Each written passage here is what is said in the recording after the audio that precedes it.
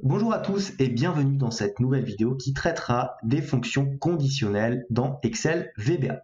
Mais tout d'abord, et avant de commencer, si vous souhaitez aller plus loin dans les explications, je vous invite à cliquer sur les liens de formation dans la description. Et si vous ne souhaitez pas rater mes vidéos sur la comptabilité, la finance et l'utilisation des outils tels qu'Excel dans le monde de l'entreprise, n'hésitez pas à vous abonner à la chaîne. Alors pour comprendre les structures conditionnelles lorsque l'on code sur VBA Excel, je vous ai mis déjà une petite ici recommandation. Donc vous voyez la structure qui est à effectuer lorsque vous voulez mettre une structure conditionnelle dans votre fichier. Il faut que vous utilisiez donc le paramètre if, donc si en anglais, que vous mettiez votre condition ici en vert, ensuite then. Après le then, vous allez mettre la valeur de ce que vous souhaitez obtenir si la condition est vrai, donc l'instruction si tout cela est vrai. Ensuite, vous devez naturellement mettre l'instruction si cela est faux, donc vous devez écrire else, et bien sûr mettre l'instruction si cela est faux. Ensuite, naturellement, vous n'oubliez surtout pas de finir votre conditionnel avec un petit endif comme ceci. C'est parfois une petite source d'erreur quand on tape le code un petit peu vite. Donc, après cette brève explication, je vais vous montrer ici quelques exemples. Je vous ai préparé un petit tableau comme à mon habitude. Je vais un petit peu zoomer histoire que vous puissiez bien voir.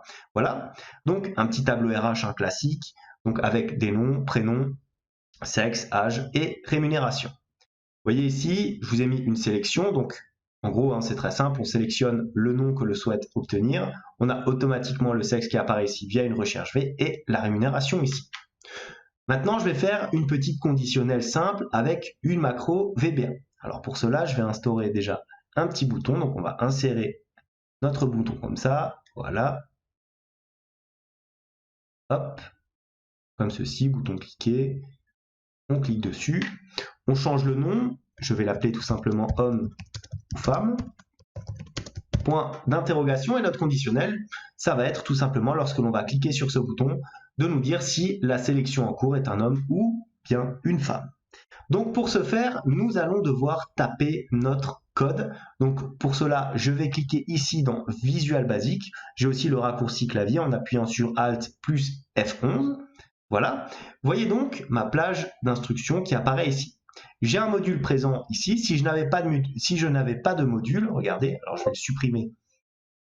Voilà, si je n'avais pas de module, parfois vous avez votre feuille VBA comme ceci, il faut insérer le module, donc tout simplement vous allez dans insertion ici et vous insérez naturellement un module, hein, mais vous tapez toujours votre code ici dans un module. Voilà, donc pour affecter le premier code à ce premier bouton, tout simplement, on va l'appeler sub genre, on appuie sur entrée, voilà, donc vous tapez votre code ici, entre le sub et le nsub, comme à chaque fois. Donc, première condition, if quoi? Si la cellule en question est égale à un H, alors on dira que c'est un homme. Donc, quelle cellule? C'est la cellule-ci, ici, donc c'est du H7. Donc, if cells qui naturellement veut dire cellule, hein, donc si la cellule 7, donc on commence par la ligne et la colonne 8, est égale à un H, c'est-à-dire un homme, then, donc là, condition si cela est rempli, on enverra un petit message, donc message box, on va mettre c'est un homme, point d'exclamation, voilà. Donc maintenant, condition si ce n'est pas H qui est affiché dans la cellule, donc else quoi, message box, j'ouvre les guillemets, c'est une femme, point d'exclamation, comme ceci.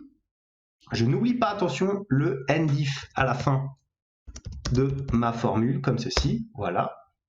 Et j'ai donc ma première petite macro, avec une structure conditionnelle if, then, else, and if. Maintenant, je vais l'affecter à ce bouton-là. Pour ça, c'est très simple, je fais un petit clic droit, affecter la macro. Ici, j'utilise la macro genre, j'appuie sur OK, voilà.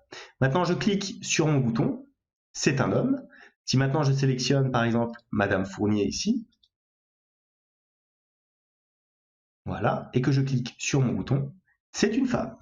Donc voilà pour ma première structure conditionnelle. Maintenant, on va voir comment faire une structure un petit peu plus développée. Donc dans le deuxième exemple que je prévois, cette fois-ci, on va complexifier un peu notre formule en mettant des conditions multiples dans notre formule, de la même manière que nous utilisons les si multiples dans le Excel, disons, normal. Donc pour cela, je vais insérer un deuxième bouton ici. Voilà.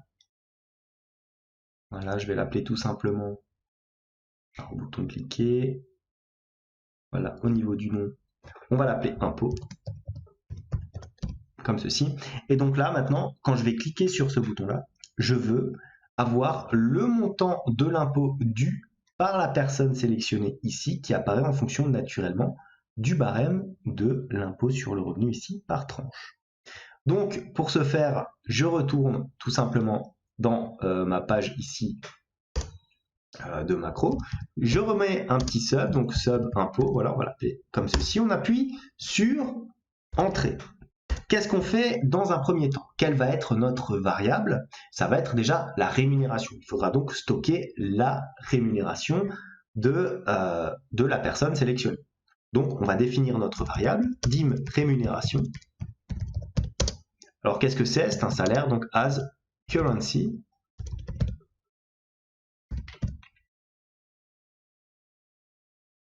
J'ai mis un R en trop, voilà. Comme ça, hop, j'appuie sur Entrée. Ensuite, ça va être égal à quoi? La rémunération, ça sera égal tout simplement à cette cellule-là, donc H8, c'est-à-dire la ligne 8 et la colonne numéro 8. Donc je reclique ici, voilà. J'ai donc rémunération, qui sera égal à quoi? Qui sera égal tout simplement à la cellule sales en référence 8, 8. Comme ceci. J'appuie sur Entrée et maintenant je peux démarrer véritablement ma conditionnelle en fonction du barème d'impôt par tranche que nous avons ici. Donc, on y va. If, premier cas, rémunération est inférieure à la première tranche, c'est-à-dire 10 225 €. 10 225. Alors, donc zen quoi? On aura message box. Je fais apparaître donc directement lorsqu'on appuie sur le bouton le résultat de ma formule, rémunération fois 0. Très simple, si vous êtes en dessous des 10 000 €, vous ne payez pas d'impôt. Donc premier cas, relativement simple. C'est maintenant qu'on va complexifier un petit peu tout parce que à partir de maintenant, nous allons avoir d'autres tranches. Else if. Donc, deuxième condition. La rémunération est inférieure cette fois-ci au deuxième plafond, c'est-à-dire 26 070 €. Alors, N, petite erreur de compilation. Voilà. Le else naturellement attaché au if. Attention à ne pas faire cette petite faute d'inattention. Voilà. Donc, zen quoi? Message box.